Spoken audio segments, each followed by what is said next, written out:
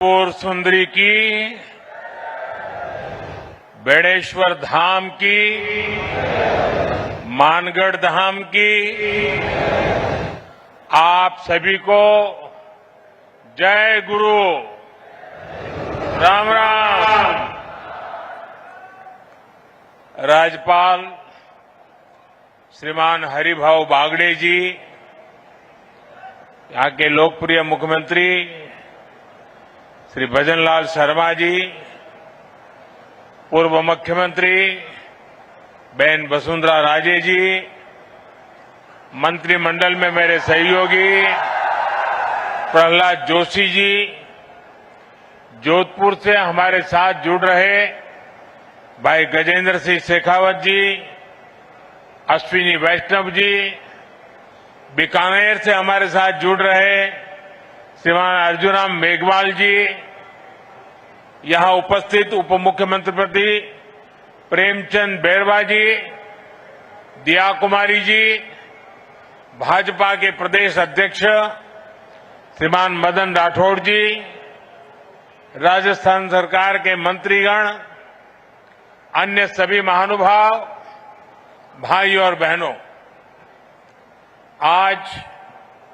नवरात्र के चौथे दिन मुझे बांसवाड़ा में मां त्रिपुर सुंदरी की धरती पर आने का सौभाग्य मिला है। मुझे कांठल और वागड़ की गंगा मानी जाने वाली माही मां के भी दर्शन हुए। माही का पानी हमारे आदिवासी भाई बहनों के संघर्ष और उनकी जीवटता का प्रतीक है। महानायक गोविंद गुरु जी के प्रेरणादायी नेतृत्व ने जो अलग जगाई, माही का पवित्र जल उस महागाथा का साक्षी है।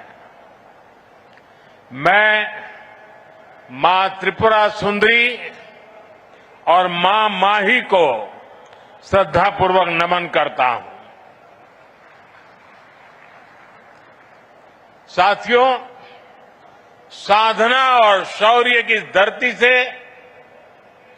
मैं महाराणा प्रताप, राजा बांसिया भील, उनको श्रद्धापूर्वक उनका पुण्य स्मरण करता हूं और उन्हें नमन करता हूं।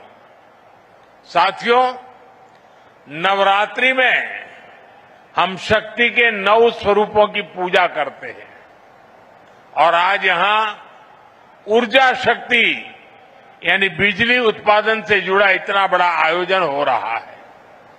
राजस्थान की धरती से आज बिजली क्षेत्र में भारत के सामर्थ्य का एक नया अध्याय लिखा जा रहा है। आज राजस्थान, मध्य प्रदेश, आंध्र प्रदेश, कर्नाटका और महाराष्ट्र में 90,000 करोड़ रुपए से ज्यादा के बिजली प्रोजेक्ट शुरू हुए हैं। 90,000 करोड़ रुपया से ज्यादा के प्रोजेक्ट्स एक साथ शुरू होना ये दिखाता है कि देश आज बिजली की रफ्तार से आगे बढ़ रहा है और इस रफ्तार में देश के सभी हिस्से शामिल हैं। हर राज्य को प्राथमिकता दी जा रही है। यहां राजस्थान में भी क्लीन एनर्जी प्रोजेक्ट और ट्रांसमिशन लाइन की आधारशिला रखी गई है। बांसवाड़ा में राजस्थान एटॉमिक पावर प्रोजेक्ट का शिलान्यास हुआ है। यहां सोलर एनर्जी प्रोजेक्ट का उद्घाटन भी हुआ है। यानी सोलर ऊर्जा से लेकर परमाणु ऊर्जा तक देश अपनी बिजली उत्पादन क्षमता को नई ऊंचाई तक लेकर जा रहा है। साथियों, आज तकनीक और उद्योगों के जमाने में विकास की गाड़ी बिजली से ही दौड़ती है। बिजली है तो उजाला है, बिजली है तो गति है, बिजली है तो प्रगति है, बिजली है तो दूरियां मिटती हैं और बिजली है तो दुनिया हमारे पास है। लेकिन मेरे भाइयों बहनों, हमारे देश में कांग्रेस की सरकार ने बिजली के महत्व पर ध्यान ही नहीं दिया। जब 2014 में आपने मुझे सेवा का अवसर दिया और जब मैंने दायित्व संभाला तो देश के 2.5 करोड़ घर ऐसे थे जहां बिजली का कनेक्शन नहीं था। आजादी के 70 साल बाद भी देश के 18,000 गांवों में बिजली का खंभा तक नहीं लगा था। देश के बड़े बड़े शहरों में घंटों घंटों की बिजली कटौती होती थी। गांव में तो 4-5 घंटे बिजली आ जाए तो बड़ी बात होती थी और उस समय लोग चुटकुला सुनाते थे कि हमारे यहां बिजली जाती है, ये न्यूज नहीं है। लोग कहते थे कि बिजली आई, वो न्यूज होता था। लोग एक दूसरे को बधाई देते थे कि आज 1 घंटा बिजली आई थी। वो हाल थे। आज बिजली नहीं थी तो फैक्ट्रियां भी नहीं चल पाती थी, नए उद्योग नहीं लग पाते थे। राजस्थान समेत पूरे देश में यही हालत थी। भाइयों बहनों, 2014 में हमारी सरकार ने इन हालातों को बदलने का संकल्प लिया। हमने देश के हर गांव तक बिजली पहुंचाई। हमने 2.5 करोड़ घरों को मुफ्त बिजली कनेक्शन दिया और जहां जहां बिजली के तार पहुंचे वहां बिजली भी पहुंची। वहां लोगों की जिंदगी आसान हुई, वहां नए नए उद्योग पहुंचे। साथियों, 21वीं सदी में जिस देश को तेज गति से विकास करना है, उसे अपने यहां बिजली उत्पादन बढ़ाना ही होगा और इसमें भी सबसे सफल वही देश होंगे जो स्वच्छ ऊर्जा यानी क्लीन एनर्जी में आगे रहेंगे। इसलिए हमारी सरकार स्वच्छ ऊर्जा के अभियान को एक जन आंदोलन बनाकर काम कर रही है।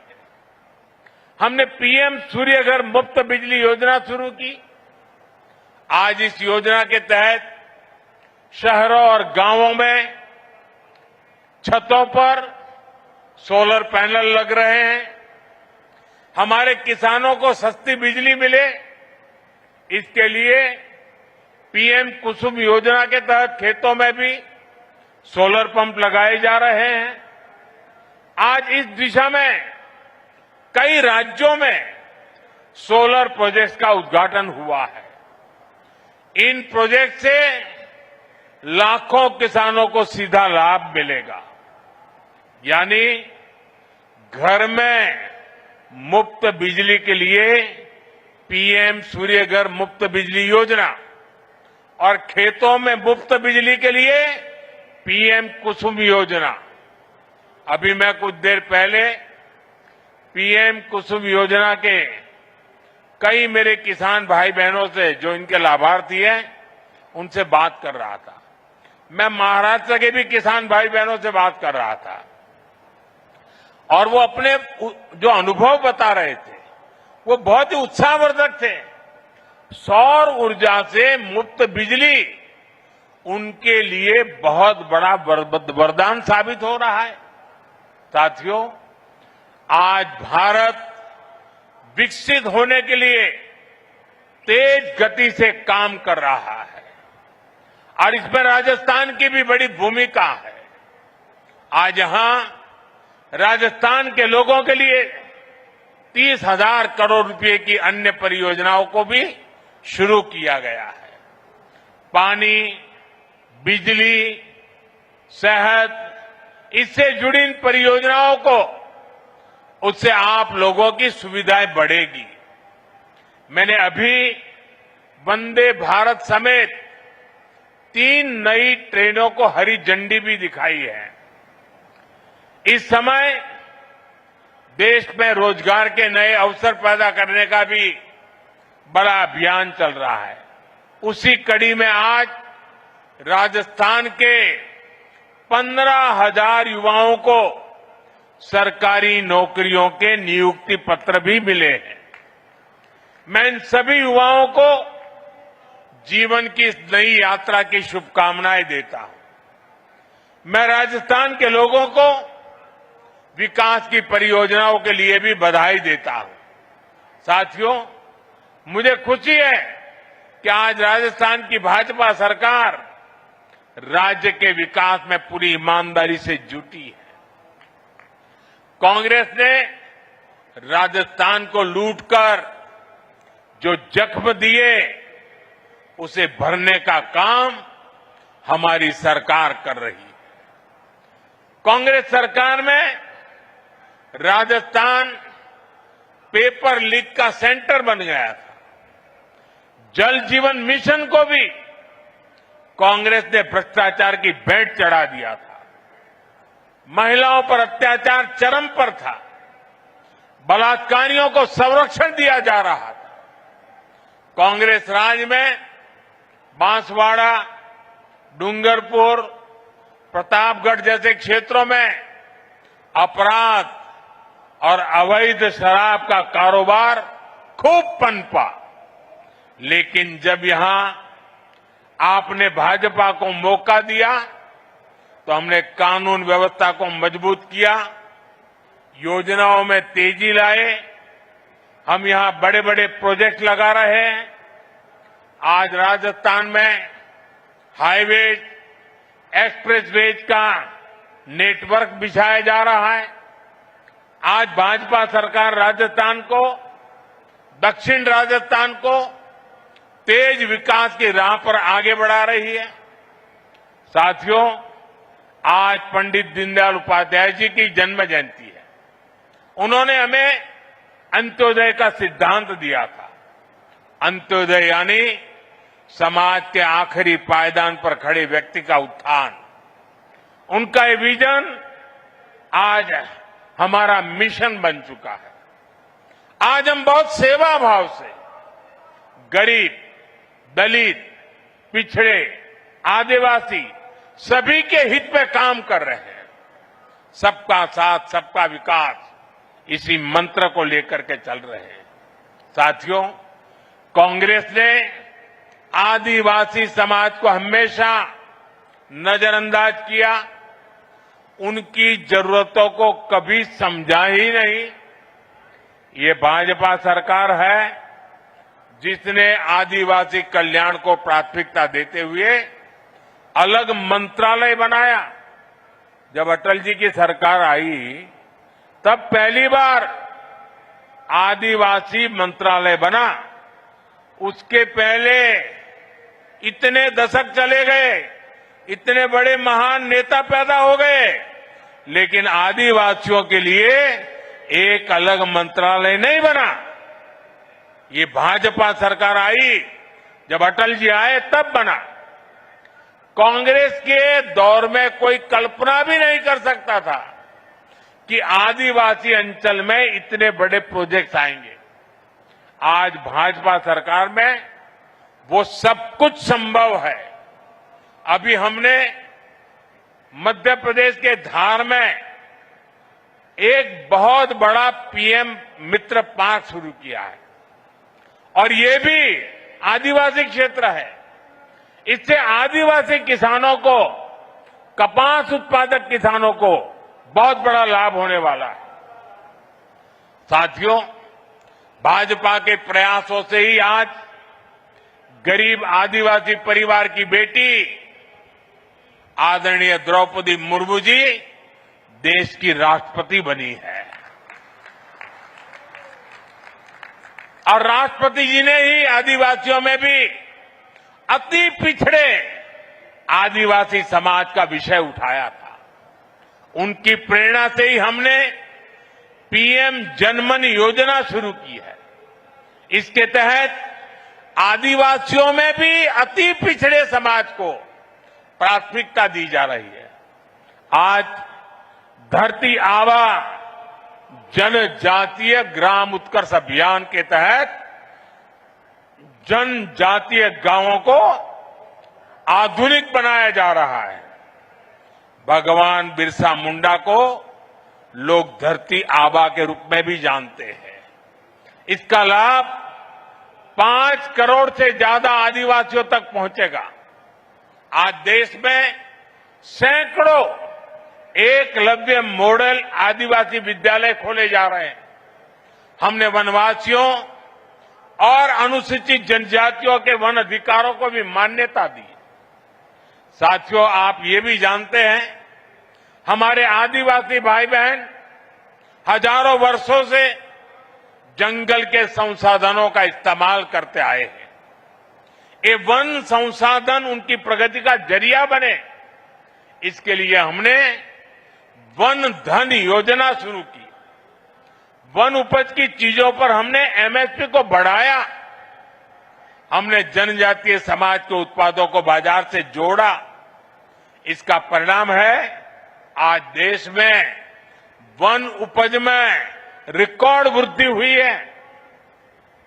साथियों, आदिवासी समाज को स्वाभिमान से जीवन जीने का अवसर मिले, ये हमारी प्रतिबद्धता है। उनकी आस्था, उनके आत्मसम्मान और उनकी संस्कृति की रक्षा करना, ये हमारा संकल्प है। साथियों, जब देश के सामान्य मानव का जीवन आसान होता है तो वो खुद आगे बढ़कर देश की प्रगति का नेतृत्व करता है। आप लोगों को याद होगा, आज से 11 साल पहले कांग्रेस के समय हालात कितने खराब थे। और खराब क्यों थे? क्योंकि कांग्रेस सरकार देशवासियों के ही शोषण में लगी थी। कांग्रेस सरकार देश के लोगों को ही लूट रही थी। कांग्रेस के समय में टैक्स और महंगाई दोनों आसमान पर थी।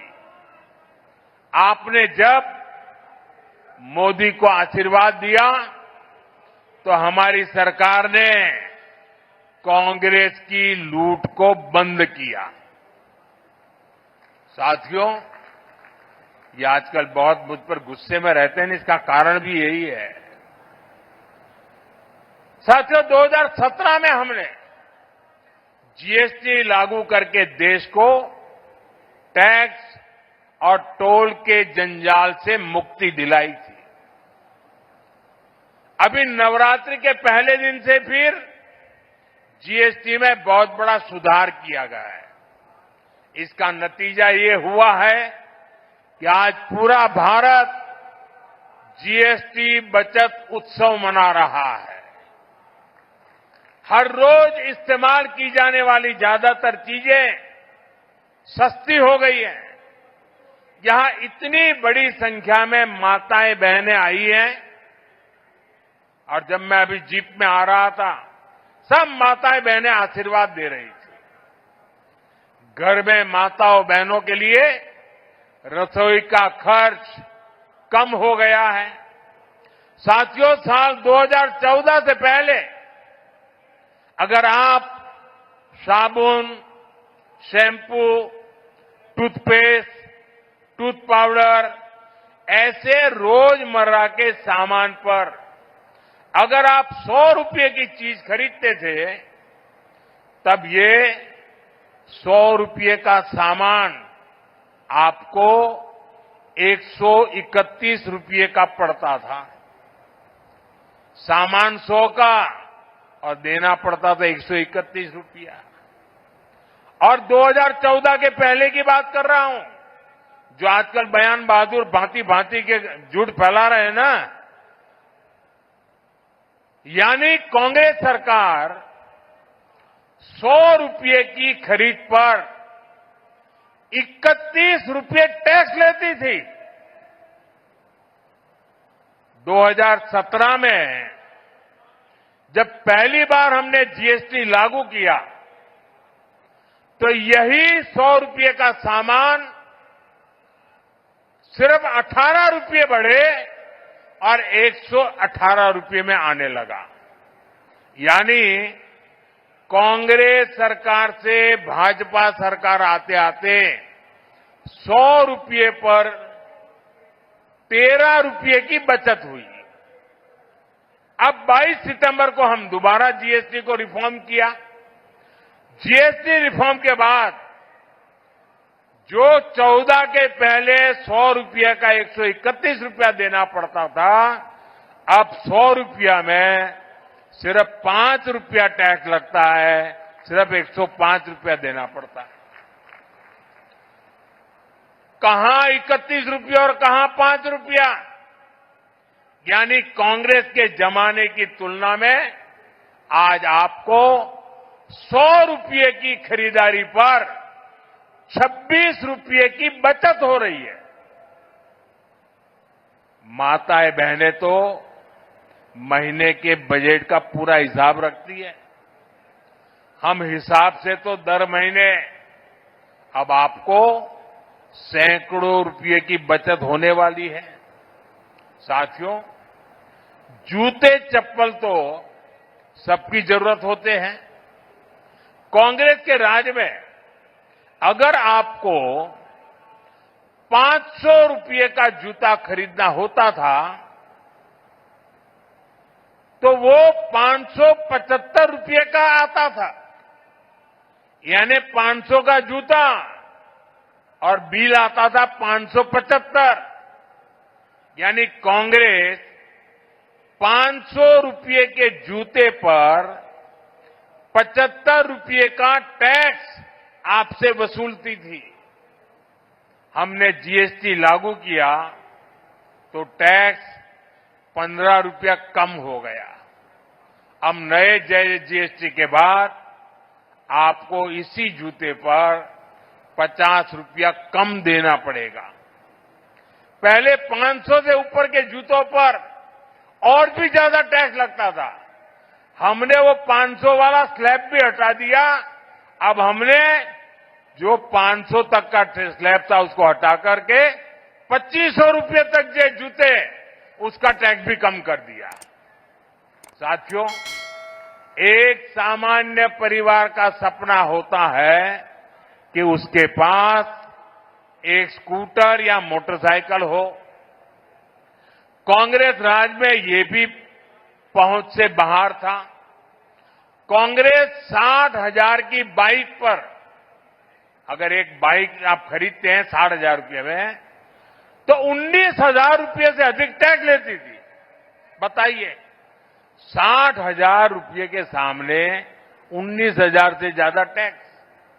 2017 में हम जीएसटी लाए तो ये टैक्स 2-2.5 हजार रुपया कम किया। और अब 22 सितंबर को जो दरें लागू की, उसके बाद अब 60,000 की बाइक पर सिर्फ 10,000 रुपया टैक्स हम ले आए नीचे। यानी 2014 की तुलना में करीब 9,000 रुपये का फायदा हुआ। साथियों, कांग्रेस के राज में अपना घर बनाना भी बहुत महंगा था। 300 रुपये के सीमेंट के बैग पर कांग्रेस सरकार 90 रुपये से अधिक टैक्स लेती थी। 2017 में जीएसटी आने के बाद ये करीब 10 रुपया कम हुआ और अब जब दोबारा हम रिफॉर्म करके जीएसटी लाए तो 22 सितंबर के बाद सीमेंट के उसी बैग पर करीब 50 रुपये ही जीएसटी लग रही है। यानी सीमेंट के हर बैग पर भी 2014 की तुलना में आज 40 रुपये की बचत हो रही है। यानी कांग्रेस राज में जहां लूट ही लूट थी, वहीं आज भाजपा की सरकार में बचत ही बचत है। और तभी तो देश जीएसटी बचत उत्सव मना रहा है और जीएसटी बचत उत्सव को पूरे देश में मनाया जा रहा है। लेकिन भाइयों बहनों, ये जीएसटी बचत उत्सव तो चल रहा है, लेकिन हमारा एक और लक्ष्य है, आत्मनिर्भर भारत का। हम किसी और पर निर्भर न रहें, ये अब बहुत आवश्यक है।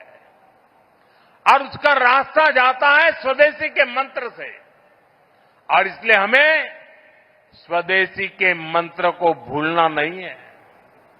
मैं आप सबसे आग्रह करूंगा, और राजस्थान में और देश के कोने कोने में जो लोग मुझे सुन रहे हैं, उन सबसे भी आग्रह करूंगा, खास करके मेरे दुकानदार व्यापारियों से आग्रह करूंगा, हम जो बेचेंगे वो स्वदेशी ही बेचेंगे। और मैं देशवासियों से आग्रह करूंगा, हम जो खरीदेंगे वो भी स्वदेशी ही खरीदेंगे। हम दुकानदार को पूछेंगे, बताओ भाई ये स्वदेशी है कि नहीं है? और मेरी तो स्वदेशी की व्याख्या बहुत सिंपल है, कंपनी दुनिया के किसी भी देश की क्यों न हो, ब्रांड दुनिया के किसी भी देश की क्यों न हो, लेकिन वो हिंदुस्तान में बनने वाला होना चाहिए। हिंदुस्तान के मेरे नौजवानों की मेहनत से बना हुआ होना चाहिए। मेरे देश के लोगों के पसीने की उसमें महक हो, उसमें मेरे देश की मिट्टी की महक हो। मेरे लिए वो सब स्वदेशी है। और इसलिए मैं सभी व्यापारियों को कहता हूं, दुकान पे एक बोर्ड लगाइए, गर्व से कहो ये स्वदेशी है। जब आप स्वदेशी खरीदते हैं तो वो पैसा देश के ही किसी कारीगर, कामगार और व्यापारी के पास जाता है। वो पैसा देश के बाहर न जाकर देश के विकास में लगता है। उससे नए हाईवे बनते हैं, नई सड़कें बनती हैं, स्कूल बनते हैं, अस्पताल बनते हैं, गरीबों के लिए घर बनते हैं। और इसलिए साथियों, हमें स्वदेशी को अपना स्वाभिमान बनाना है। मैं चाहूंगा त्योहारों के इस मौसम में आप सब स्वदेशी ही खरीदने का संकल्प लें। इसी संकल्प के साथ मैं एक बार फिर विकास और रोजगार से जुड़ी ढेर सारी परियोजनाओं के लिए आप सबको बहुत बहुत बधाई देता हूं। बहुत बहुत धन्यवाद। मेरे साथ पूरी ताकत से बोलिए, भारत माता की। दोनों हाथ ऊपर करके मां भारती का जय जयकार करें। भारत माता की, भारत माता की, भारत माता की।